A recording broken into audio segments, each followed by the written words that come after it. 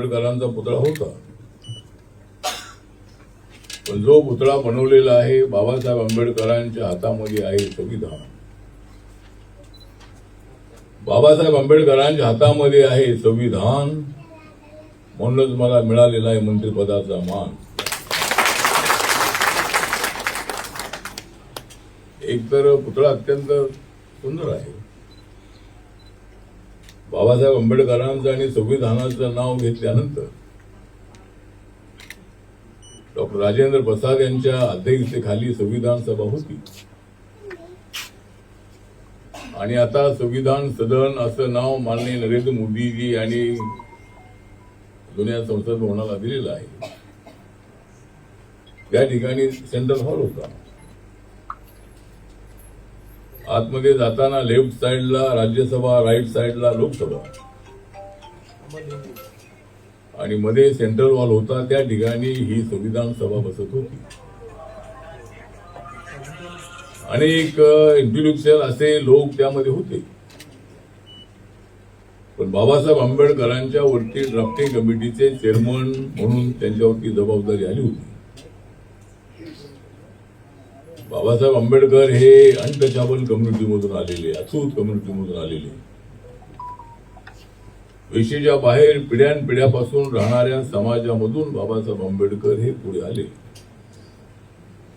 Colombia university असेल, London school of economics असेल, बॅरिस्टरची पदवी असेल, अशा पद्धतीचं शिक्षण, अनेक डिग्र्या घेतल्यानंतर बाबासाहेब आंबेडकर मुंबईच्या गव्हर्नमेंट लॉ कॉलेजमध्ये प्रोफेसर होते. बाबासाहेब आंबेडकर हे अत्यंत विचारपूर्वक भूमिका घेणारे होते. बाबासाहेब आंबेडकरांना हिंसा ही मान्य नव्हती. बाबासाहेब आंबेडकरांना नक्षलवाद, माओवाद, खलिस्तानवाद अशा पद्धतीच्या हिंसक घटनांवर बाबासाहेबांचा विश्वास नव्हता. पण बाबासाहेब आंबेडकरांचं कॅरेक्टर खंबीर होतं.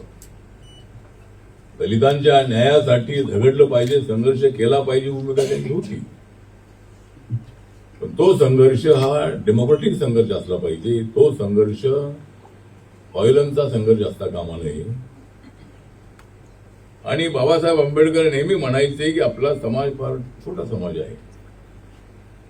गावागावामध्ये महार समाज जो आहे किंवा दलित समाज जो आहे त्याची संख्या गावापेक्षा 10-20% कमी असते. आणि आपण जर अशा पद्धतीची भूमिका घेतली आणि तो समाज सगळा आपल्या विरोधामध्ये उभा राहिला तर आपल्या समाजाचं मोठं नुकसान होईल. म्हणून पावलं टाकताना जपून पावलं टाकली पाहिजे. कोणत्या वेळेला काय करायचं हे आपण ठरवलं पाहिजे. आणि त्यामुळे एक दलित पॅन्थर नावाचं एक संघटन केदारीजी या महाराष्ट्रामध्ये उभं राहिलं. अमेरिकेमध्ये ब्लॅक पॅन्थर आहे. अशाच पद्धतीनं दलितांच्या न्यायासाठी संघर्ष करणारं मिलिटंट अशा पद्धतीचं दलित पॅन्थर संघटन उभं राहिलं. आणि त्या संघटनेला अनेक आमच्या शेड्यूल कास्ट मधल्या अनेक कर्मचाऱ्यांनी, अधिकाऱ्यांनी आम्हाला अत्यंत चांगली मदत केलेली आहे. एवढंच नव्हे तर ही सामाजिक संघटना असल्यामुळं अनेक लोक, बाळ गरुड जो आमचा आहे हा तुमच्या IIT मध्ये होता, पण तो आमच्या पॅन्थरमध्ये होता. अविनाश माथेकर आलेले आहे, ते सुद्धा रिझर्व्ह बँकेमध्ये काम करत होते, ते दलित पॅन्थरमध्ये होते. भाई संगारे BPT मध्ये काम करत होते, ते दलित पॅन्थरमध्ये होते. जवी पवार हे बँक ऑफ इंडियामध्ये काम करत होते, ते आमच्या सोबत ते पॅन्थरमध्ये होते. राजा ढाले हे सुद्धा नोकरी करत होते. अशा पद्धतीनं अनेक लोक यामध्ये होते. तर एक जर बाबासाहेब आंबेडकरांचं नाव घेतल्यानंतर समानता, बंधुता आणि न्याय, सामाजिक न्याय बरोबर आर्थिक न्याय, शैक्षणिक न्याय, आणि कदाचित बाबासाहेब आंबेडकरांनी रिझर्वेशनसाठी संघर्ष केला नसता तर कदाचित हे चित्र आम्हाला दिसलं नसतं. अनेक ठिकाणी आमचे SC/ST असोसिएशन आहे. IIT Bombay SC/ST employees welfare association जे आहे यांचा सातत्यानं आम्हाला घटनेनं दिलेला जो अधिकार आहे किंवा जे आमचं रिझर्वेशन आहे ते भरलं पाहिजे, आम्हाला प्रमोशन मिळालं पाहिजे, यासाठी आम्ही आवाज उठवत असतो. तो आवाज उठवत असताना जनरल कॅटेगरीवरती अन्याय होऊ नये ही भूमिका आमची असते. आमची भूमिका ही असते की आमचा वाटा आम्हाला द्या, त्यांचा वाटा त्यांना द्या. त्यांच्या वाट्यामध्ये वाटेकरी होण्याची आमची भूमिका अजिबात नाही. तर आम्हाला संविधानानं दिलेलं जे 15% आरक्षण आहे, आदिवासींना दिलेलं 7.5% आरक्षण आहे आणि ओबीसीना दिलेलं 27% आरक्षण जे आहे, आणि आता मी सातत्यानं मागणी करत होतो. दलित पॅंथर ऑफ इंडियाच्या काळापासून माझी मागणी अशी होती की SC, ST आणि ओबीसी SC, ST आणि ओबीसीना जे आरक्षण मिळते, तर शेड्यूल कास्टचं पॉप्युलेशन 2011 प्रमाणे 16.6% आहे. ट्रायबलचं पॉप्युलेशन 8.4% आहे. हे दोघांचं मिळून पॉप्युलेशन आहे 25%. आणि कालेलकर कमिशनच्या अभ्यासाप्रमाणे या देशामध्ये 52% ओबीसी आहेत असं त्यांचं म्हणणं होतं. आता माननीय नरेंद्र मोदीजींनी जातीच्या आधारावर सेन्सस घेण्याचा निर्णय घेतलेला आहे. पूर्वीच्या काळामध्ये अनेक वेळेला मागणी होऊन तो काही निर्णय झाला नव्हता, पण नरेंद्र मोदींच्या काळामध्ये अनेक महत्वाचे निर्णय झालेले आहेत. महिलांना आरक्षण देण्याचा निर्णय झालेला आहे, 33% महिलांना आरक्षण. आणि बाबासाहेब आंबेडकरांनी तर हिंदू कोड बिल ते लॉ मिनिस्टर असताना संसदेमध्ये आणलं होतं, आणि त्यावेळेला सगळ्या पक्षाच्या खासदारांनी त्याचा विरोध केलेला होता की महिलांना आरक्षण देता कामा नये, महिलांनी घराच्या बाहेर येता कामा नये, महिलांनी घरामध्येच राहिलं पाहिजे.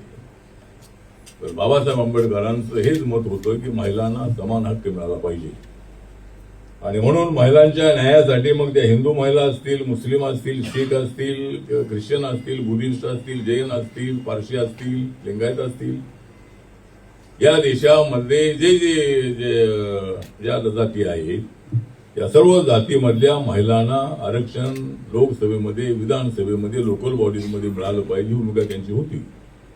प्रॉपर्टीमध्ये समान हक्क असला पाहिजे ही भूमिका होती. आता अलीकडे नवीन नवीन बदल झालेले आहेत, कायदे झालेले आहेत. नवऱ्याच्या प्रॉपर्टीमध्ये आता पत्नीला त्यामध्ये वाटा आहे. त्यानंतर लोकल बॉडीजमध्ये 50% आरक्षण आहे. आणि अलीकडे आपण टीव्हीवरती वगैरे पाहिलं असेल की महिला त्या ठिकाणी आपली बाजू खंबीरपणे मांडत असतात. विधानसभेमध्ये, लोकसभेमध्ये, जिल्हा परिषदेमध्ये, पंचायत समितीमध्ये, नगरपालिकेमध्ये बोलत असताना महिला अत्यंत ऍक्टिव्ह आहेत. त्यामुळे बाबासाहेब आंबेडकरांचं महिलांना न्याय दिलाच पाहिजे या भूमिकेची ते होते, आणि ते हिंदू कोड बिल पास झालं नाही म्हणून बाबासाहेब आंबेडकरांनी लॉ मंत्रिपदाचा राजीनामा दिला होता. तर महिलांच्या बाजूने बाबासाहेब आंबेडकर होते. बाबासाहेब आंबेडकर हे सर्व जातीच्या लोकांना न्याय मिळाला पाहिजे म्हणूनच त्यांनी समता ही भूमिका त्या ठिकाणी मांडली. आणि बाबासाहेब आंबेडकरांनी 8 जुलै 1945 पीपल्स एज्युकेशन सोसायटीची स्थापना केली होती. दलितांनी तर शिक्षण घेतलंच पाहिजे, पण नॉन दलितांनी सुद्धा शिक्षण घेतलं पाहिजे.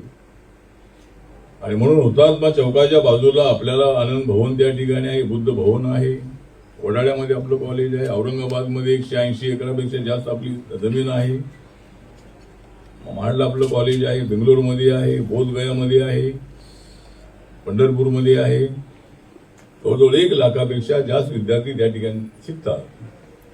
आणि मला त्या सोसायटीचं चेअरमन पदावर जाण्याची संधी मिळालेली आहे. जवळजवळ 1 लाख स्टुडंट आपले या सोसायटीमध्ये आहे.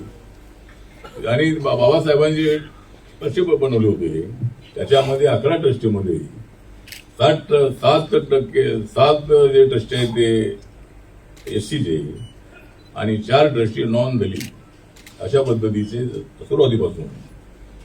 बाबासाहेबांना दलित आणि सवर्णांना तर सोडायचं होतं, कारण हे जे जाती व्यवस्था जी आहे समूळ उडून टाकायची असेल तर 2 समाजाला एकत्र आणलं पाहिजे ही भूमिका त्यांची होती.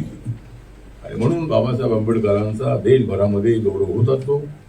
26 नोव्हेंबर हा दिवस नरेंद्र मोदीजी आल्यानंतर त्यांनी सुरू केला. बाबासाहेबांच्या 125व्या जयंतीच्या निमित्ताने त्यांनी 2 दिवसाचं अधिवेशन घेतलं होतं आणि त्यावेळेपासून 2015 पासून 26 नोव्हेंबर हा दिवस देशातल्या अनेक शाळांमध्ये, कॉलेजमध्ये, सरकारी ऑफिसेसमध्ये आणि आमचा समाज जो बौद्ध समाज आहे, आंबेडकरी समाज आहे, तो अनेक ठिकाणी करतो. तर अशा पद्धतीने 26 नोव्हेंबर या दिवसाला सुद्धा महत्व आलेलं आहे. त्यानंतर 2 महिन्यानंतर 26 जानेवारी 50ला संविधान लागू झालं.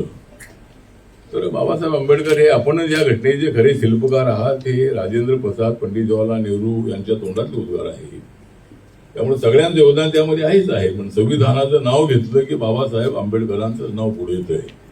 त्यामुळे ठीक आहे. तर अशा पद्धतीनं सर्वांनी मिळून आपल्याला पुढं जायचं आहे. आज या ठिकाणी के.व्ही. कृष्णा राव हे माजी डायरेक्टर आहेत, ते इथे उपस्थित आहेत. श्री गणेश बोरखडेजी इथले रजिस्ट्रार आहेत. रमेश गायकवाड हे आपल्या संघटनेचे अध्यक्ष आहेत. प्रशांत पटेकर सेक्रेटरी आहेत. विलास बेलकरे हे काय तुमचं काय पद आहे? बेलकर ते प्रमुख आहेत. त्यांचं भाषण फार चांगलं होतं. म्हणजे बराच वेळ बोलले. म्हणजे विचार करतो रिटायर झाल्यानंतर त्यांना ताबडतोब आरपीएममध्ये घेतलं.